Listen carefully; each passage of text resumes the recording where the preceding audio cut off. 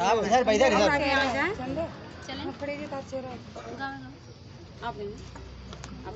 बिट्टी एक लाइन करा ए बिट्टी फोटो नहीं कर रहा है। ठीक है। अरे ये तो बहुत चल चुका है, बहुत चल चुका है, मत उसको बनाइए। दीदी वही गाना गा दीजिए आप हमारे पीछे। कौन हो सकता है जो गाती हैं 2 तल्ला के ऊपर गोरिया मांझे बर्तन चलो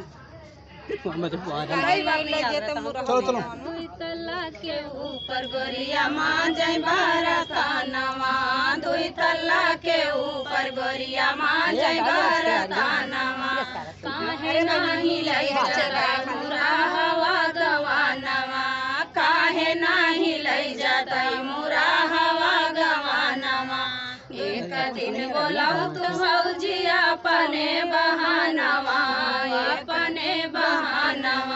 पाकर के लतियाई के माई के समानवा पाकर के लतियाई के माई के समानवा 2 तल्ला के ऊपर गोरिया मांझे बर्तनवा काहे नाही लई जाता मुरा हवा गवानवा काहे नाही लई जाता मुरा हवा गवानवा एक दिन बोलाऊ तू माई अपने बहानवा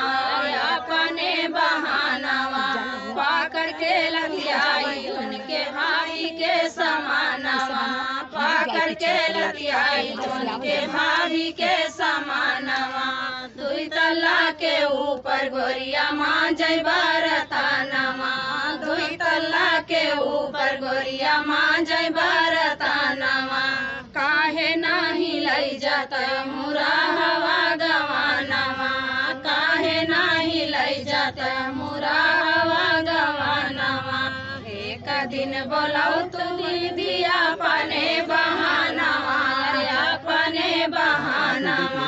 पाकर के लतियाई तमने नंदी के समानवा पाकर के लतियाई तमने नंदी के समानवा 2 तल्ला के ऊपर गोरिया मांझे बर्तनवा 2 तल्ला के ऊपर गोरिया मांझे बर्तनवा काहे नाही लई जाता मुरा हवा गवानवा काहे नाही लई जाता मुरा हवा गवानवा। तो फ्रेंड गीत कैसा लगा कमेंट बॉक्स में बताइएगा और दीदी के चैनल को ज़्यादा से ज़्यादा सपोर्ट करिएगा। ढेर सारा प्यार आशीर्वाद दीजिएगा। बहुत बहुत धन्यवाद आप सबका।